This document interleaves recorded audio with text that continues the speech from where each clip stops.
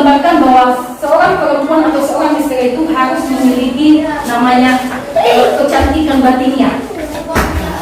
Saya percaya di sini semua ibu-ibu bangga ya punya perhiasan, ya, memiliki perhiasan. Kalau perhiasannya waduh wow, yang lebih keren lagi, lebih mahal dari yang lain, juga kan bangga. Lengkap semua dari anting, kalung, cincin, padahal kalau bisa penuh semua kan, wah sangat bangga. Mungkin kayak seperti ini, akhirnya tidak ada mau angkat tangan begini-begini gitu kan. Tapi yang dimaksudkan oleh Petrus di sini bahwa kecantikan yang dari dalam itu, kalau kita bisa bangga memiliki perhiasan yang dilihat secara dunia, kenapa kita tidak bangga memiliki kecantikan yang dari dalam atau secara batin? Ya. Kecantikan dari dalam ini sangat luar biasa ya. Memberikan dampak kepada orang lain, memberikan dampak yang luar biasa kepada suami. Tidak perlu kita pakai apa lagi namanya, disglow, atau banyak saja sebutan yang lain. Kenapa? Dari sini sudah cantik keluar, ya. Sudah cantik keluar dari sini. Jadi saya percaya kalau sudah cantik dari dalam, ada perhiasan di dalam hati kita, ada ketenangan, ada damai, ada sukacita, itu akan terpancar. Ya, orang-orang nggak perlu malah, aduh, tanpa pakai makeup sekalipun langsung nampak auranya. Wah, betul-betul memiliki perhiasan batin. Nah, saya mengajak setiap kita, mulailah memiliki perhiasan yang secara alami itu, yang ada dalam hati kita ini. Mulai keluar, terpancar dia. Mulai cara bicara kita, cara menerima kita kepada penerimaan kita terhadap orang lain, penerimaan kita terhadap sesama kita, terlebih kepada suami kita. Amin.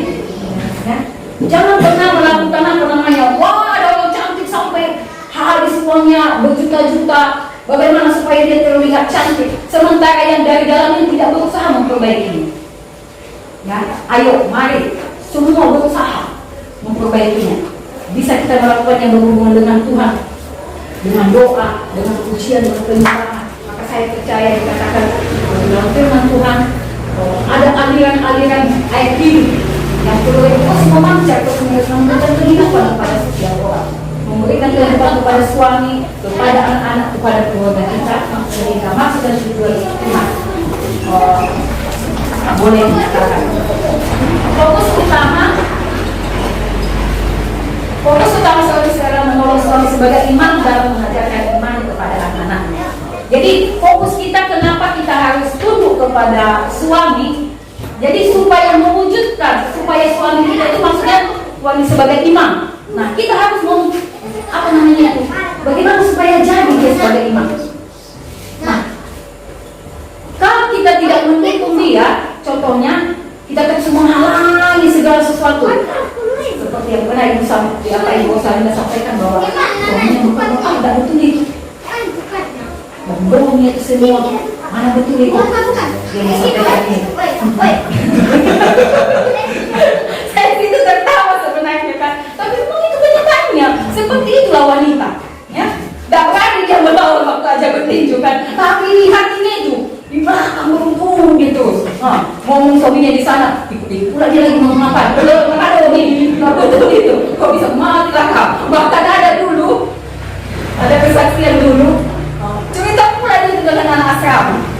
Suaminya lagi khotbah. Jadi kebetulan suaminya ini sedikit kali tidak ada persembahan. Sedikit. Jadi soal dapat semua susah. Ya, susah sampai untuk makan pun harus ini. Lalu berkhotbah lah suaminya. Waktu pala dia didengar suaminya khotbah mengenai iman, bagaimana bertumbuh sedang. Dalam hatinya enak kali kau yang ngomong itu, aku yang merasa kali dicabut dia cok apa itu. Dia jangan ngomong lagi suaminya. Tetap bawa lagi sekali dapu-dapunya. Ya. Ada seperti itu di sini. Saya percaya nggak ada lagi, sudah betul semua di sini. Ya. Jadi kalau suami mau berbicara, sedang menyampaikan nasihat, ya dukunglah dia. Mantap Bapak. Amin. Walaupun ada yang salah dari semua yang dia sampaikan itu, saya nggak ngomong tentang hal yang kamu itu nggak dari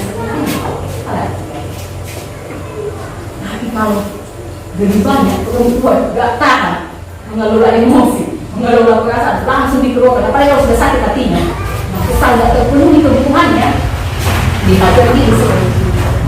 Jadi hari ini bertobat dari hal yang sepertinya, ya, kepada para gadis. Oh, ini pelajaran yang luar biasa. Belum lagi memasuki sebuah keluarga, tapi sudah dapat pelajaran sepertinya, bisa sangat bersyukur. Amin, Ros.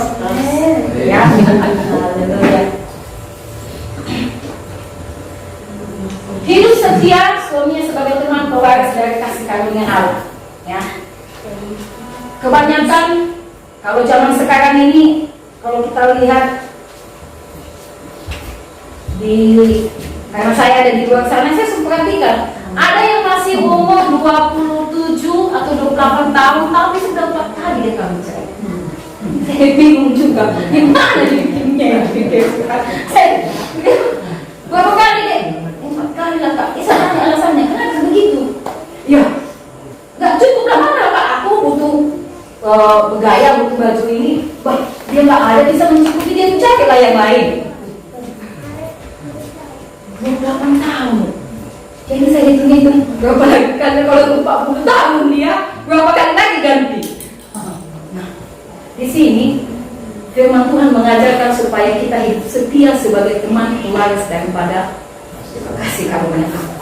Seperti apa kehidupan itu susah, ya, kita harus ikut berjuang mendukung dia, lakukan saja. Karena dikatakan kita menjadi teman pewaris. Istri harus mengasihi suami sebagai pewaris kerajaan Allah. Nah, ada banyak ya sekarang ini sangat susah, sangat susah mengasihi. Apalagi kalau dia dominan, lebih kuat, atau pendapatannya lebih tinggi dari suami. Ya. Kalau sudah pendapatannya lebih tinggi dari suami, wah, bicara pun suka-sukanya, mungkin tidak ada aturan, nggak ada etikanya lagi. Tapi di sini diajarkan kepada kita bahwa walaupun sebanyak apapun pendapatan kita, lebih keras, lebih tinggi pendapatan kita dari suami kita, mari belajar menghargai dia, karena dia adalah pewaris daripada. Kalau dia adalah pewaris, istilahnya yang memiliki harta legipan, warisan.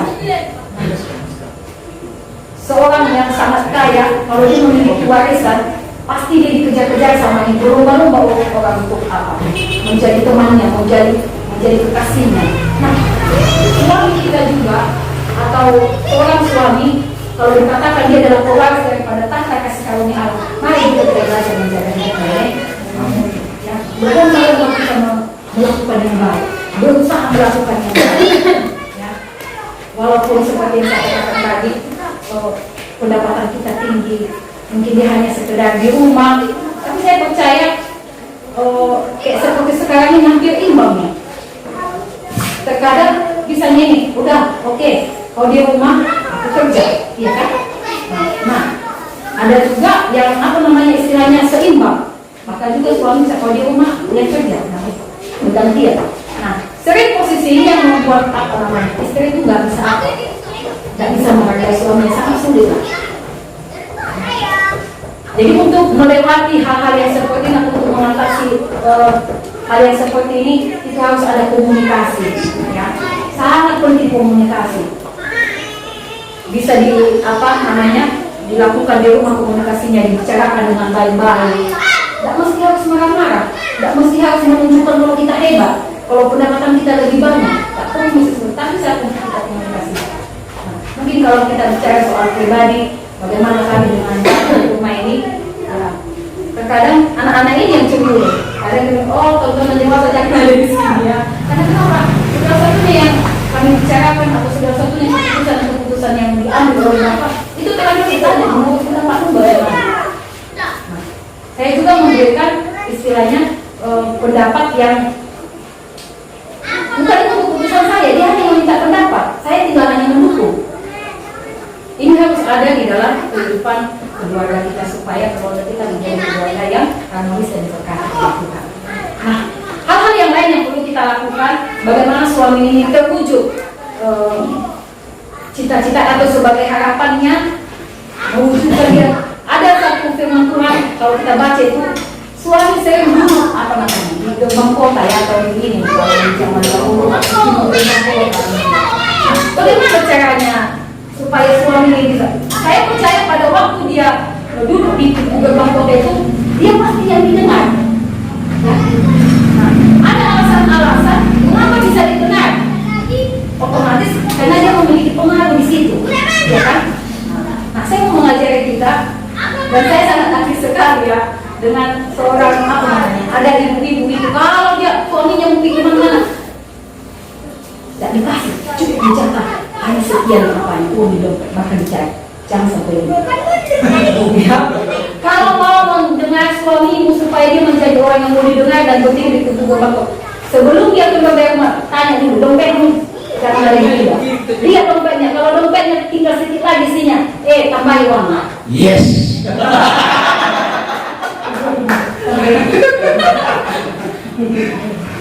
Mampukah kita melakukan yang demikian?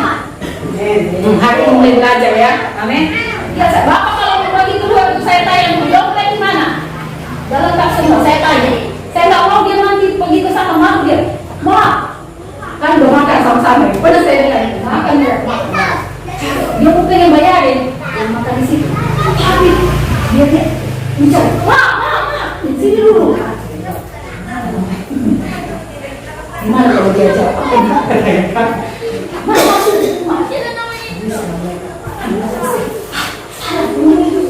Ini orang di situ. Tapi hari ini saya kalau dia pergi ke luar kota atau pergi mau pengen ngumpul, periksa dompetnya. Ingatkan dia mau keluar, dompet bawa. Isi sekalian kalau programnya. Ini adalah hal-hal yang baik untuk pekerjaan suaminya, amin.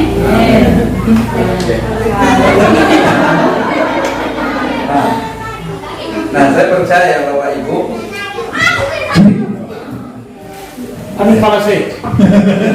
Nah, Alkitab itu sangat jelas menyatakan kan bahwa Amsal pasal 31 itu ya, itu khusus pujian kepada istri. Mati-mati itu ya.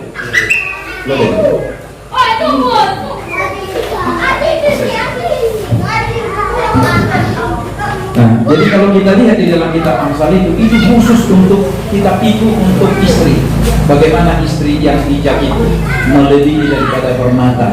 Nah, salah satunya yang saya yang saya nikmati, yang saya alami berkat Tuhan di dalam hubungan kami sebagai suami istri di situ, saya sangat salut dengan ibu di situ. Nah, kalau kita pergi mau kemanapun, mau dengan kawan, itu sudah dipersiapkan. Dan juga jangan sampai dia berpikir begini, jangan sampai malu suami duduk di gerbang kota, tapi hanya ngomong doang gitu, tapi tidak ada aksi, kira-kira begitu, atau selalu berharap akan dibayarin. Nah, seperti itulah gambarannya. Nah, walaupun tidak selalu, tapi selalu tetap jaga-jaga, kira-kira begitu. Nah, tidak mungkin lah kalau saya kumpul dengan Pak Berkat biar rela saya membayar, ya kan? Karena upah saya upah imam, upah dia upah raja lah, kan itu. Atau kumpul dengan orang parian yang lain, tapi saya juga seperti itu juga. Atau dengan pendeta-pendeta yang lain, sengaja juga saya bilang begitu sama mereka kan. Saya udah persiapkan loh, saya bilang gitu kan. Nah, tapi nanti yang lain juga mendahului, karena mereka juga seperti itu juga dipersiapkan oleh ibu gembala yang lain seperti itu.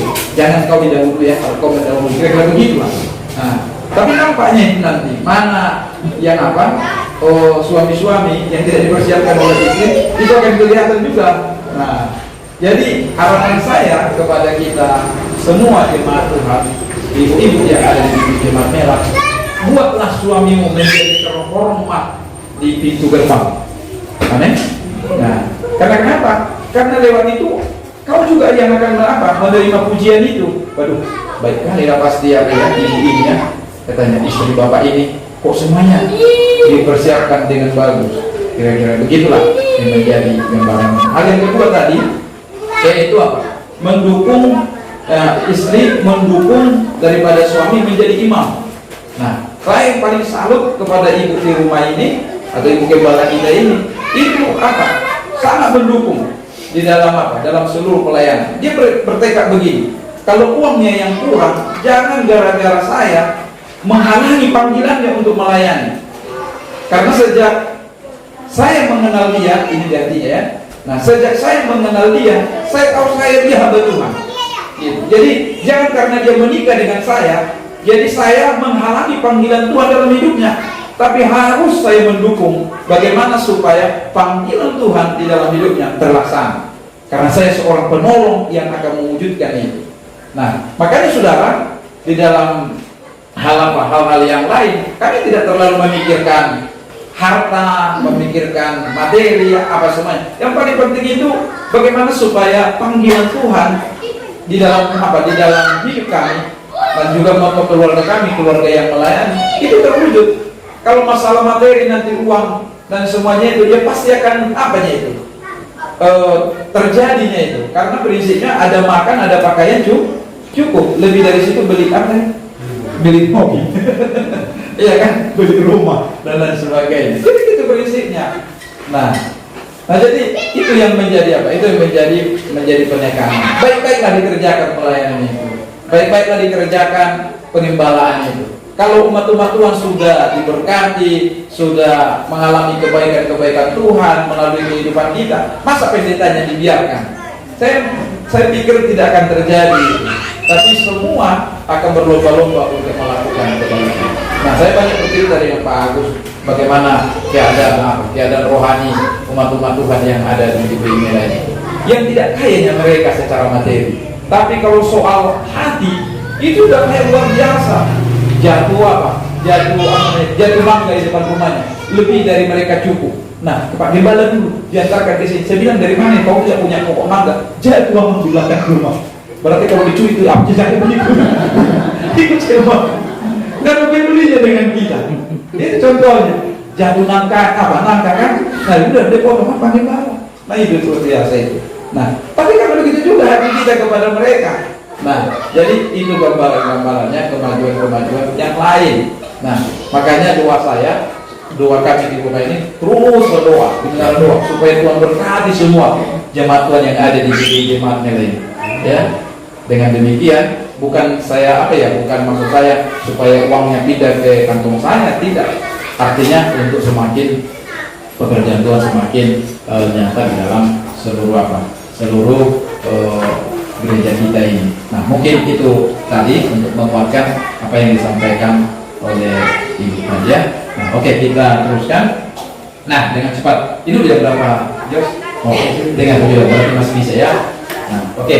Nah, anak-anak, ini kepada anak-anak. Sama-sama yang anak-anak kita baca 2-3 ya. Hormat terhadap orang tua. Nah, untuk anak ada 2.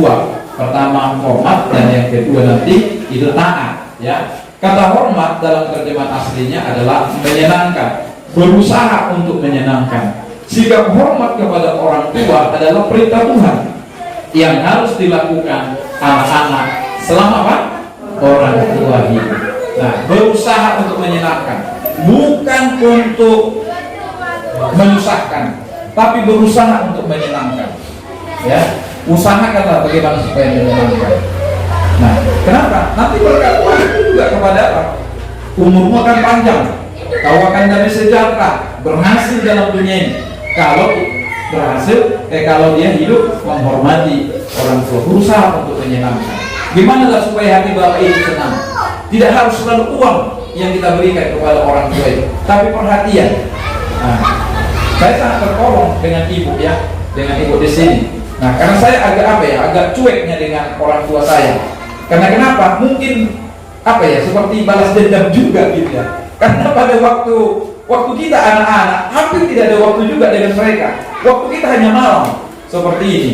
Kenapa? Begitu bangun pagi-pagi kita boleh bangunkan, masak.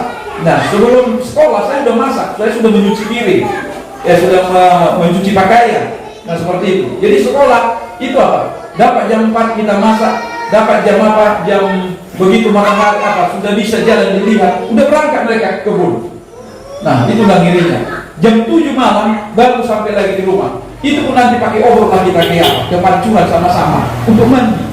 Nah, jam berapa lah kayak makan itu? Jam 8, jam 9 mereka tidur. Terus berulang-ulang begitu. Nah jadi kalau sekarang seperti saya udah dewasa, sekarang dia udah tua, jadi dia kayak begitu juga, rasa apa gitu. Nah tapi saya ditolong oleh ibu. Nah ya dia bilang itu deh, kayaknya udah nggak pernah apa, nggak pernah bawa telepon apa, oh pengusaha, telepon dulu siapa tahu dia pun nggak pernah telepon kita kira-kira gitu kan, timbal baliknya kira-kira. Kalau kita telepon berarti komunikasi terjalan. Tapi kadang udah lama, dia pun mungkin sedia juga ya kan. Nah baru kita ngomong, gimana mak? Saya saya di sininya sekarang. Nah dan dia pun berusaha mengambil hati kita juga. Dia bilang gimana saya hanya semua sehat. Oh, di pajaknya apa? Mama Sarah dipajak. Oh iya saya mau datang. Nah ada salah saya bawa entah asam atau apa. Yang penting itulah cara dia mendekati kita. Nah kita pun sudah seperti itu. Nah kepada dia. Dan banyak hal yang sebenarnya bisa membuat kita membuat kita semakin jahat dengan orang tua. Tapi kita harus berusaha. Saya ingat saya tidak pernah dia bermalam bersama dengan kami. Lahir dari sini juga umur saya. Nah, mereka datang itu apa? Kalau misalnya ada mau upah, habis itu pulang nggak pernah ditemani kita. Nah kira-kira begitu. Nah tapi belakangan ini dia semakin senang, gitu. Karena kenapa? Kita selalu berusaha untuk meningkatkan diri. Tidak lama-lama yang ada cara begini. Oke, safe. Gitu. Nah, jadi seperti itu. Nah, jadi kita harus berusaha juga, Bapak Ibu ya. Nah, khusus saya yang masih muda-muda. Nah, yang kedua, ini yang pertama tadi apa? Hormat, ya, berusaha untuk menyenangkan. Yang kedua apa? Taat. Nah, sikap taat adalah melakukan perintah dan didikan orang tua. Anak harus taat kepada orang tua karena itulah yang dikehendaki Allah.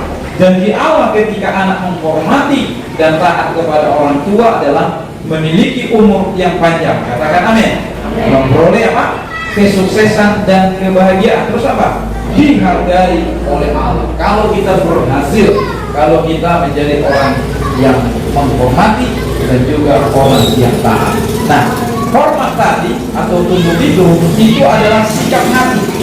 Ya, itu sikap hati. Mau benar atau tidak benar itu orang tua kita, sikap hati kita tidak boleh memberontak. Sikap hati kita harus tetap apa? Tetap harus tunduk. Ya, kita harus berusaha menyenangkan hatinya. Disinilah persoalan, khususnya kita yang sudah berkeluarga selalu bentrok dengan orang tua kita. Ya, karena kenapa? Orang tua kita itu nanti kita rasakannya itu. Ya, kita rasakan itu. Nanti makanya seringkali orang tua itu kan kalau kita udah ngomong dengan mereka, apa katanya? Tolong katanya. Tokinah hingga lo mau jadi orang tua. Dirasaho sama dirasaho, katanya gitu. Nah, artinya begini Bapak Ibu dan saudara sekalian. Nah, jadi apa? Orang tua itu biarpun kita sudah menikah, di dalam prinsip hatinya kau tetap anakku. Kira-kira begitu. Nah, seperti itu dia. Makanya pergumulan anak yang sudah menikah tinggal dengan orang tua itu berat, sangat berat sekali. Nah, kan wanita, apalagi ibu mertua ya. Nah, karena apa? Karena wanita katanya berapa? 15.000 sekian kan? Nah, itu kalau wanita apa jadi istri, kalau mertua 21.000 Bapak Ibu. Bayangin itu sudah dengan istri dengan apa lagi? Jadi seperti itu. Jadi kita maklumi. Nah, jadi saya mengajarkannya kepada adik saya yang tinggal di kampung itu. Saya mengatakan begini, dengar saja, tidak usah lawan. Begitulah orang tua. Ya, tidak usah ditanggapi. Karena memang kadang sakit kali kadang-kadang apa yang dibilanginya itu. Tapi nanti lupa dia itu bahwa apa yang dibilangnya sudah melukai hati kita. Kalau kita bawa ke dalam hati, maka kita akan apa? Konflik terus dengan dia, tidak pernah cocok. Nah, jadi gimana caranya? Ya udah dengerin aja, karena memang itulah kebutuhannya. Untuk dia ngomong, ngoceh apa semua, dengerin aja. Nah, kita menyaringnya dalam hati kita. Nah, jadi sehingga kita tetap menjadi orang yang menghormati. Ya, tetap kita hormat kepada dia. Taat belum tentu. Nah, taat itu selagi di dalam perintah Tuhan. Gak mungkinlah dia bilang gini, aku orang tuamu, firman Tuhan berkata, kau harus taat kepada orang tua, curi dulu mangga sana. Ya jangan lakukan, karena itu tidak sesuai dengan firman Tuhan. Hormat itu, ya, taat itu adalah jika sesuai dengan firman Tuhan. Amin. Nah ini kita harus memberitahu. Nah saya agak keras juga di situ. Kalau tidak sesuai, nah begini katanya. Saya bilang itu tidak bisa. Saya bilang ini yang benar. Nah, karena jadi pembicaraan yang lain kan, atau tidak mau dia menyundik sendiri. Orang tua kami gitu, menyundik dia, pergi dia. Nah, wah, pasti udah tersinggung dia. Tapi gampang aja Pak. Nah, yang penting kita tidak menunjukkan bahwa seperti sikap hatinya di sikap hati kita. Tetap juga kita bilang, wah gimana kabar rumah? Nah, dari cakapinya mau diputuskan sendiri apa itu kan? Putus sendiri apa itu? Apa itu? Tapi itu kita ulangi lagi, boleh juga hatinya. Nah, jadi jangan pernah menyerah. Jadilah jadi apa? Anak kesayangan dan jadilah menantu kesayangan. Amin. Apa istilah Pak Osmar itu? Ikut heran dan nyimiakan. Ya, harus seperti itu Bapak Ibu. Ya, oke. Jadi sudah selesai. Nah, kiranya bisa menolong kita. Saya pindah sedikit. Masih coba, iya masih ada ya. Nah, saudara, kita pindah sedikit di dalam hal ini agak apa? Ya, tapi saya berharap kepada kita tidak ada maksud di sini hal-hal yang lain, tapi supaya bisa menolong kita semuanya. Geser, geser kakak maksud orang. Adik pun lebih manusia. Nah, di sini lah Pak. Oh iya. Nah, oke, saya dengan cepat saja ini ya. Nah, seringkali Bapak Ibu di dalam keluarga kita, saya dengan cepat saja. Saya ingat ini apa? Dengan saya ingat judul ini masih ada buku saya belum pulang ya. Iya, gimana di buku saya itu Pak? Aman ya? Belum dibaca. Oh, bukan rahasia itu ya. Oh iya. Langsung ke SPP-nya. Oh iya. Oh sudah dipraktekkan, bagus lah kalau sudah dipraktekkan ya. Nah, yang muda-muda ini biar apa? Biar ini apa? Bimbingan pranikah, ya. Kan akan menikahnya nanti. Ada yang tidak mau menikah angkat tangan, biar kita doakan jadi paspor. Nah kan, mau menikah. Tapi ini biarlah seperti bimbingan pranikah bagi yang muda-muda ya. Nah, jadi ada 12 sesi sebenarnya untuk bimbingan pranikah. Nah, oke, kita lanjutkan. Nah, seringkali Bapak Ibu tidak kita memahaminya ini, sehingga apa? Seringkali di dalam keluarga kita tidak mengalami yang namanya apa? Keharmonisan. Padahal ini menjadi penentu juga, karena kita tidak memahami gender, ya, tidak memahami gimana sebenarnya laki-laki itu, gimana sebenarnya perempuan itu. Akhirnya apa yang terjadi? Bagi perempuan dianggapnya ini siksaan, dan bagi laki-laki angkat promo saja. Akhirnya apa yang terjadi? Akhirnya seperti itu. Nah, maaf saudara, kalau ada yang kebetulan tidak bermaksud ada orang yang sedang curhat kepada kita, tapi banyak pasangan-pasangan yang apa? Yang sudah tua sekalipun mereka apa? Mereka menganggap bahwa hal yang seperti ini adalah sesuatu yang tidak suci, bahkan dianggap sesuatu yang kurang tepat, gitu ya. Bahkan akhirnya apa? Sudah tua pun dibilang, sudah tua, soalnya dikiri hok katanya gitu. Padahal tidak begitu. Nah, mari kita memahaminya dengan cepat saja saya katakan, saya sampaikan. Nah, apabila nanti perlu, ini bisa kita ulangi ya. Oke. Nah, ini tadi sudah. Ini ayat-ayatnya. Nah, perhatikan Ibrani 13 ayat 4. Sama-sama kita baca ayat-ayatnya saja 2-3 ya. Hendaklah kamu semua perkawinan dan janganlah kamu mencemarkan tempat tidur, sebab orang-orang Sunda dan berzina akan dihakimi Allah. Jangan mencemarkan apa? Tempat tidur. 1 Korintus 7 ayat 3 sampai 4. Sama kita sama-sama baca 2-3 ya. Suami harus memenuhi kewajibannya sebagai suami terhadap istrinya, dan istri harus memenuhi kewajibannya sebagai istri terhadap suaminya. Masing-masing memenuhi kewajibannya terhadap yang lain. Istri tidak berkuasa atas tubuhnya sendiri, yang berkuasa atas tubuhnya adalah suaminya. Begitu juga suami tidak berkuasa atas tubuhnya sendiri, yang berkuasa atas tubuhnya adalah siapa? Istrinya. Ini harus dipahami. Ya, nah, harus diingati. Ada Pak di firman Tuhan itu ada. Nah, firman Tuhan ini dia, sangat ada. Ya, oke, kita teruskan. Nah, perbedaan gender dan pengaruhnya terhadap hubungan seks. Nah, banyak ternyata Mas Supri, pasangan suami istri Kristen yang menghadapi kesulitan. Anak muda tutup telinganya.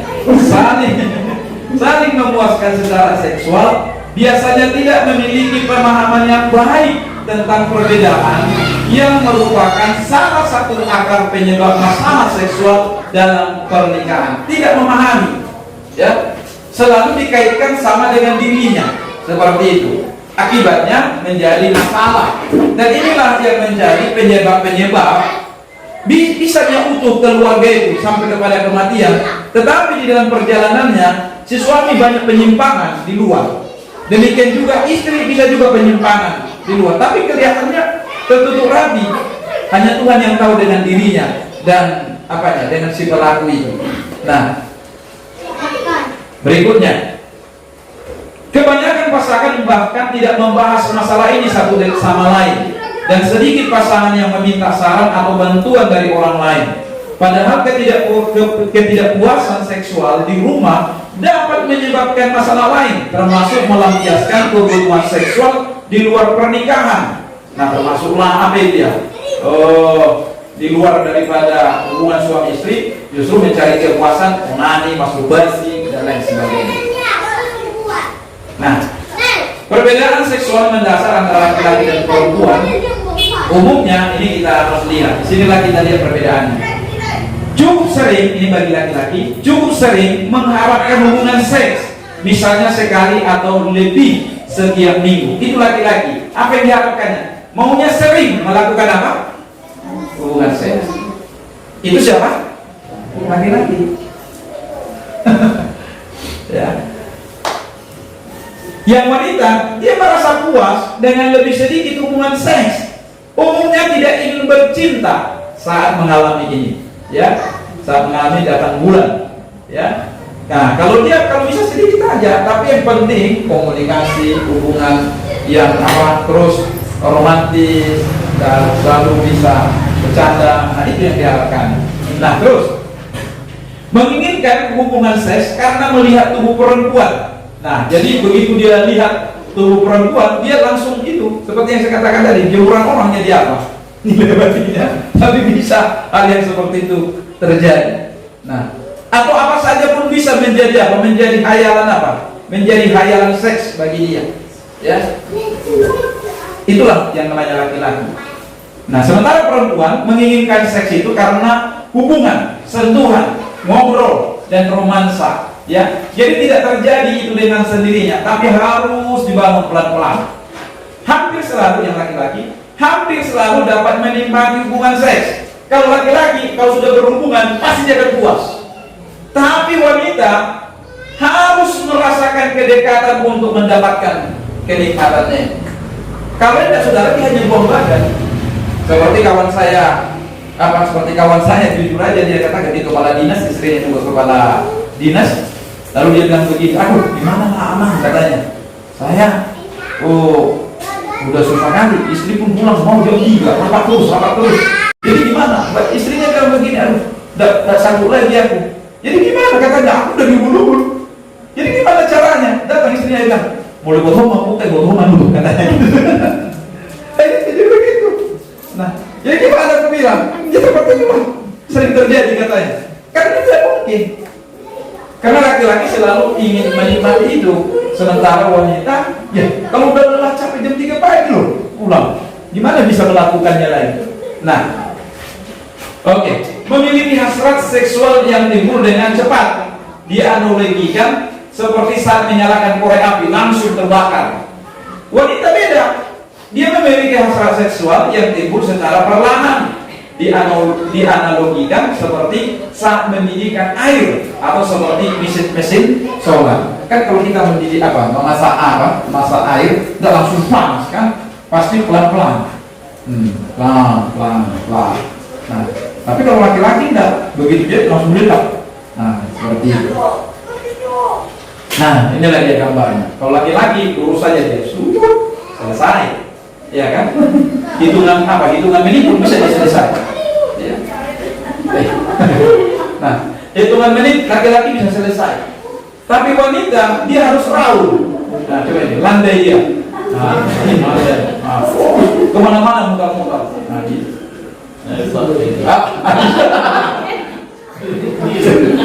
Oke. Nah, ini harus dipahami. Nah, Perhatikan kata pria sejati itu ya. Kata pria sejati, kalau hanya laki-laki saja yang menikmati tidak ikut pasangannya, itu kejahatan. Ya, itu salah satu kejahatan. Kejahatan disebut apa? Dosa. Nah, jadi suami-suami yang tidak memuaskan istrinya juga berdosa, Bapak Ibu. Oke, kita teruskan. Nah, oke, sudah mau selesai. Percayalah, sudah mau selesai. Oke, perbedaannya lagi ya. Memandang aktivitas seks sebagai sebuah event yang terpisah, ya. Dianggapnya itu sebuah event yang terpisah. Nah, artinya ya itulah. Nah, yang lain itu beda. Wanita enggak, itu sebuah rangkaian dari semua apa? Memandang aktivitas yang berkaitan dengan hal-hal yang terjadi sebelumnya. Maka perlu ada janji, ya. Tidak boleh hantar promo. Nah, misalnya janji, ya, buatlah sebuah janji. Nah, jadi waktu dibuat janji ini, ya tunggu mau dalam semangat. Nah, jadi waktu dibuat janji, nah, siapa si wanita sudah apa? Sudah membuatnya itu bagaimana supaya apa? Supaya indah, mulai dari mandinya, mulai dari makanannya, mulai dari menata ruangannya, bau parfumnya dan lain sebagainya. Ya, tapi kalau laki-laki itu event yang terpisah itu tidak merupakan bagian itu. Ya, makanya ibu-ibu harus rajin-rajin mandi ya. Jangan itu pula bajunya dari pagi itu pula sampai malam. Atau ada juga ibu-ibu lagi supaya jadi gangguan terus dibuat.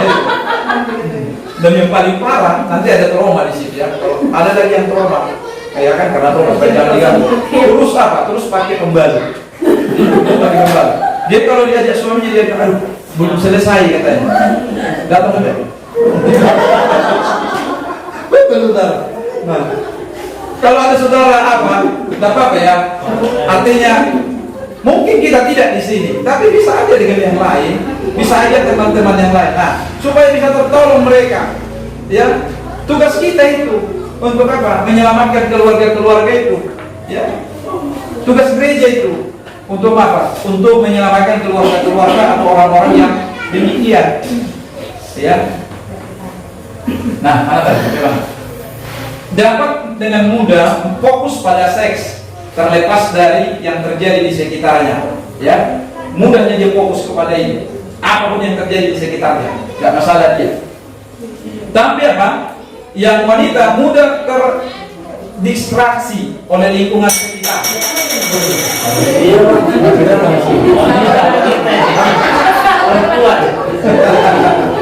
Oke, sabar ya. Nanti akan saya bilang selamat menikmati. Nah, mudah apa? Di sekitar misalnya bau, kotoran, suara-suara atau kurangnya privasi. Jadi dia tidak bisa menikmatinya. Atau sudah oke semua, tiba-tiba kita dia bubar juga itu. Nah, tapi bagi laki-laki tidak, dia bisa fokus gitu. Yang penting terus. Nah, tapi yang wanita tidak begitu. Ya. Nah, oke ya. Membutuhkan klimaks seks untuk menikmati hubungan seks. Dia dapat menikmati hubungan seks bahkan tanpa klimaks. Nah, kalau romantis apa semua tanpa itu pun dia bisa nikmati. Tapi kalau laki-laki tidak, harus sampai gitu ya. Seringkali dapat mencari energi ekstra untuk melakukan hubungan seks. Kan tidak pernah wanita minum obat kuat, betul? Iya kan? Betul. Kan dijual obat kuat untuk siapa ya? Untuk pria. Nah, jadi apa dia ingin apa? Ingin mendapatkan tambahan ekstra, rasanya kayak perasa kali dia kalau ini. Kalau wanita tidak itu yang menjadi apa? Tidak perlu dia kekuatan apa? Kekuatan yang lain. Karena dia makhluk yang harus dikasih ya. Nah, cenderung memiliki lebih sedikit hasrat seksual ketika sedang capek. Nah, jadi bapak ibu perhatikan kalau sedang capek janganlah dipaksa. Ya. Oke. Mana ini? Yang boleh tadi dari tadi. Ya. Nah, untuk memiliki keintiman seksual yang mendalam, Anda perlu memahami kondisi fisiologis dan fisiologis pasangan Anda. Seorang laki-laki mengasihi, nah ini dia. Seorang laki-laki mengasihi kekasihnya seumur hidup akan selalu apa? Ingin melakukan segala sesuatu yang membahagiakan kekasihnya itu, termasuk dalam hubungan seks. Jadi artinya sampai mau mati pun laki-laki itu Kalau itunya tidak mati. Terus ya. Terus. Terus. Nah, jadi anjuran apa? Anjuran kita kepada apa? Anjuran kita kepada orang tua kita yang sudah apa ya? Sudah umur 50-an. Nah, itu harus kita pahami. Nah, sampai apa? Sampai dia mau mati pun. Ya, bahkan sudah sekarat. Saya udah pernah apa? Saya udah pernah keluarga ini. Udah stroke-nya dia. Bayangkan, udah stroke. Iya, tidak bisa apa-apa. Maaf kata nih, karena lewatnya anak-anak, ya maklum dari kampung-kampung kan, ada anak sembarangan apa, sembarangan buang air kecil mereka gitu. Bilang hasrat dia. Dibilang nyala sama apa ini, sama opung buru. Dibilangnya begini, kamu mau bude bahkan datang lo opung buru bilang, nanti nama Muhammad Sogo katanya. Saya sudah berpikiran kurang ajar katanya. Nah, kenapa bisa terjadi itu? Karena dia tidak memahami suaminya sebagai laki-laki. Nah, udah stroke, udah bisa apa-apa. Bayangkan itu aja dia bilang, biar kuliah, hanya melihat saja. Coba bayangkan. Itu yang harus kita paham. Jadi perjuangan tim itu ekstra itu ya untuk itu. Tapi kalau saling mengasihi, itu seperti seperti ya. Oke. Ketika Anda memahami dampak perbedaan gender dan juga memprioritaskan kepuasan secara seksual pasangan Anda di atas kepentingan Anda sendiri, ini akan membantu Anda berdua untuk menemukan kepuasan seksual yang lebih besar dan membangun serta memperkokoh sebuah pernikahan yang sehat dan kuat. Yang setuju katakan? Amin. Oke.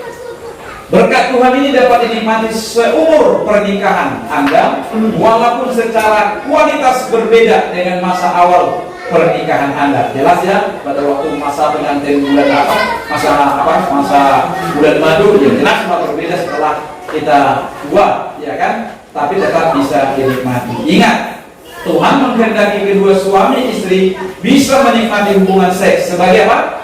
Hadiah yang Tuhan berikan dalam pernikahan mereka. Kalau tidak, berarti ada sesuatu yang salah. Nah, ini yang menjadi penekanan saya.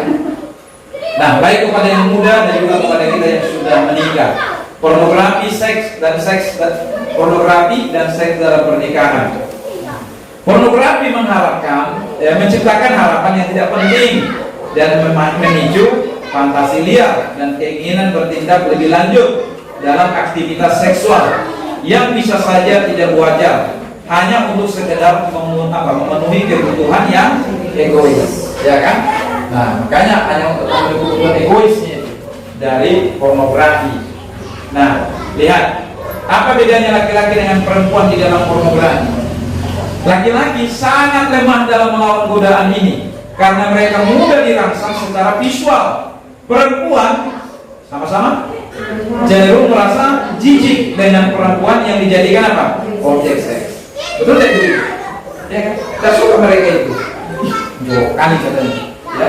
Tapi laki-laki bisa menikmatinya itu. Nah, di sini menjadi perbedaan. Nah, bila pornografi dilihat oleh suami mereka, itu bukan hanya bisa membuat mereka merasa tidak layak untuk suami mereka. Mereka mungkin akan merasa seolah-olah mereka juga hanya merupakan apa? Objek untuk kesenangan suami mereka.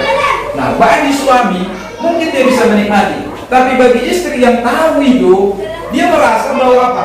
Dia hanya dijadikan seperti apa? Objek saja. Bahkan dia merasa apa? Merasa seperti tidak dibutuhkan atau dijadikan apa? Pelampiasan yang dia lihat itu bukan dirinya yang dicintai, tapi apa yang dilihat itu. Itu yang terjadi. Nah, kalau ini terus terjadi, maka akan terjadi pasti hubungan suami istri itu makin rendah. Hubungan seks bisa aja dilakukan, tapi hubungan batin, komunikasi, jiwa tidak berjalan. Nah, nanti akan berdampaklah kepada gesekan-gesekan yang mudah menyebabkan konflik. Tapi awalnya itu akar permasalahannya adalah pornografi. Ya, itu pornografi. Makanya harus ditolong suami-suami. Nah, ibu-ibu harus meyakinkan, beritahu kepadanya bahwa wanita yang dicintai, wanita yang nyata itu adalah dirimu, ya, bukan apa itu, bukan gambar itu. Gambar itu adalah tipuan dan tidak real, tidak nyata. Kalau itu dia lihat lalu melampiaskan, itu hanya kepada pelampiasan yang egois saja, ya. Dan bisa saja menjadi sebuah siksaan bagi yang wanita. Nah, perilaku aktivitas seksual yang diperlihatkan di pornografi pada umumnya adalah perilaku binatang. Ya. Bagi yang pernah lihat, bagi yang dulu pernah terikat, apa yang ditunjukkan oleh apa? Oleh pornografi itu, oleh bintang-bintang vulgar itu kan seperti binatang saja semuanya, ya, seperti binatang. Nah, tak lebih daripada itu. Nah, jadi bila Anda dan pasangan Anda menonton pornografi dan menirunya, Anda tanpa sadar sedang merendahkan diri Anda, sama seperti tidak semua kan ya? Sama seperti apa? Binatang. Berarti dari semua itu ya. Padahal jelas Tuhan menciptakan kita manusia segambar dengannya, dan kita memiliki harkat dan martabat nilai yang lebih di atas dari binatang. Nah, ini yang harus kita camkan dalam diri kita. Saling menolong. Kalau masih ada yang terikat, nah, tidak ada teman yang paling bisa menolong kita adalah istri atau suami. Hanya itu yang bisa menolong. Pendeta itu hanya menyembuhkan saja. Paling-paling ditengking, dicabut yang apa itu. Nah, tapi persoalan hubungan, apa yang dia lakukan, korbannya itu adalah istrinya, atau korbannya itu adalah suaminya. Jadi cara apanya itu, penyelesaiannya itu, supaya apa yang didoakan oleh teman-teman, oleh hamba-hamba Tuhan, oleh orang-orang percaya lain yang mendukung dia, itu harus dia selesaikan dengan istrinya atau dengan pasangannya. Diakui, nah saya masih seperti ini, harusnya begitu. Nah, ayo dibaca, ditolong dan doakan, pasti akan doakan. Nah, Pak Edi itu saudara tidak malu mengakuinya itu, ya, tidak malu. Kenapa dia bisa berubah? Nah, karena tidak ada kekuasaan melihat pornografi. Dia katakan, udah pendeta loh, udah orang hebat dia, tapi di pria sejati dia tidak malu mengakuinya. Nah, terus udah dapat yang satu, kepengen yang apa? Yang lebih apa lagi? Yang lebih sadis. Kepengen, tidak pernah ada puas-puasnya. Nah, akhirnya apa yang terjadi? Ketangkap dibikin apa? Dibikin istrinya. Pas dia apa? Nangis istrinya tidak bisa terima. Berhari-hari tidak bisa dicakap. Ternyata kau pendeta ngomong kudus, ngomong begini, kau tipu jemaat, kau tipu.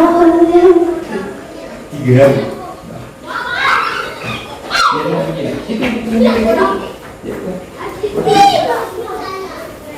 Otak apa? Hatiku memaafkan dia datang, tapi otakku dan perasaanku belum bisa menerima.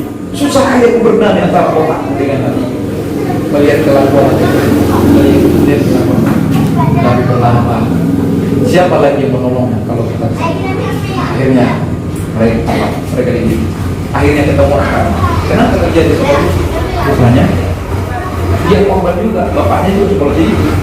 Nah, awalnya itu seperti itu, bapaknya punya kasih seperti itu. Nah, rupanya pergi bapaknya ini. Mesti yang tonton bapak ini, kok sedih-sedih terus di kamar kira-kira gitu. Ditarik dia ada satu api. Kasih ini dipasang dia nikmat sedih. Terlihat yang kerjaan apa? Nah, itu awalnya. Nah, jadi artinya dosa apa? Dosa yang diwariskan, yang diturunkan, tapi terus terjadi. Tapi penyelesaiannya adalah pada waktu dia jujur, pada waktu mereka mau saling mendoakan dia. Oke, sudah selesai ya. Pornografi tidak ada gunanya untuk pernikahan. Sama-sama kita baca 2-3 ya. Pornografi tidak ada gunanya untuk pernikahan. Ya, amin.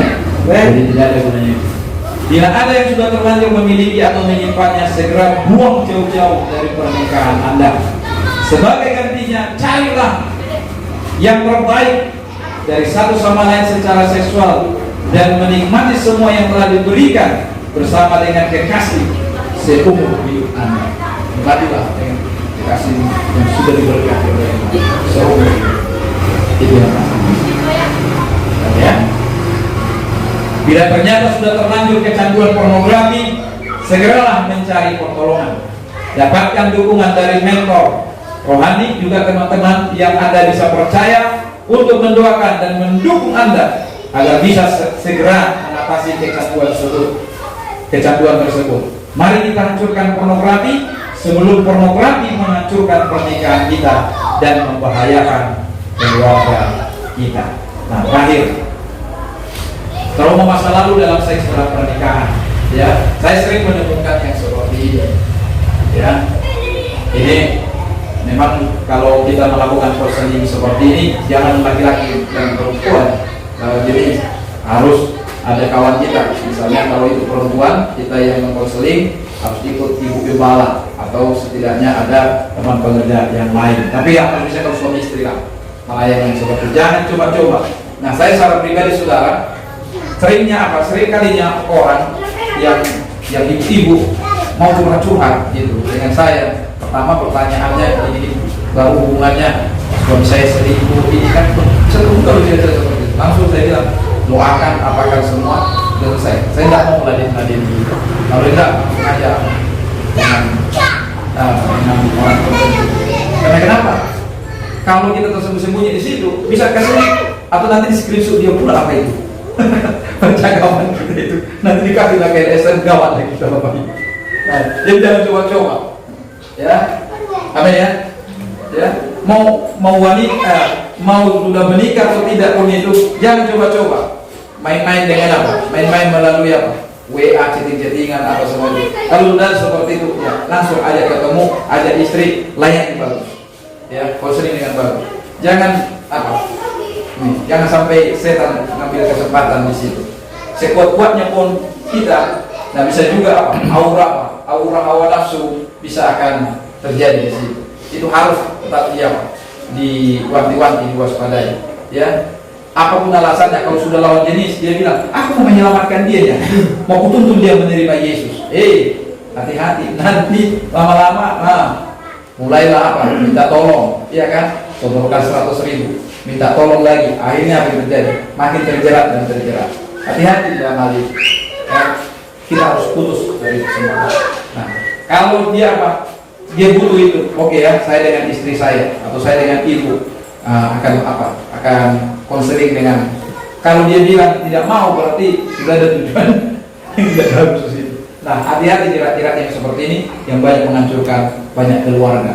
Ya, nah, harus kita hati-hati kayak itu. Nah, oke. Nah, takut ya berhubungan seks karena trauma masa kecil, pernah dilecehkan, rasa tidak aman hingga ketakutan berlebihan.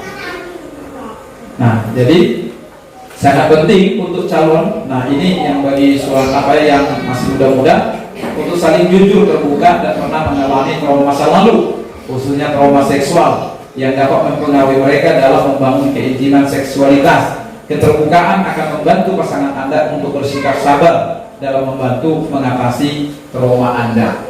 Nah, itu harus dibangun itu juga, dibangun sebuah komunikasi. Kalau tidak gitu, makanya suami istri jangan hanya kita puas-puas saja gitu, harus ditanya juga dia gimana, dinikmatinya ya. Tunggu dulu Pak, nanti. Nah, ditanya gimana dinikmatinya ya, atau hanya kita saja gitu, harus ditanya itu. Nah, terbukanya dia. Nah, saya dengan ibu di sini, maaf walaupun udah saya di sini ya, saya tanya dia ibu gimana waktu sejak kita menikah atau sejak kita pacaran. Saya tanya, adanya saya yang apa, adanya saya yang berlaku kurang ajar menurutmu seperti itu, atau adanya hal yang artinya seperti menyiksamu dengan apa yang saya buat. Nah, coba kau jujur, kalau ada ya, biasanya minta maaf, biasanya mengoreksi gitu. Nah, seperti itu dia. Nah, jadi sampai kepada hal yang demikian ya, harus kita lihat itu. Jangan kadang-kadang di kita sendiri-sendiri saja. Nah, oke.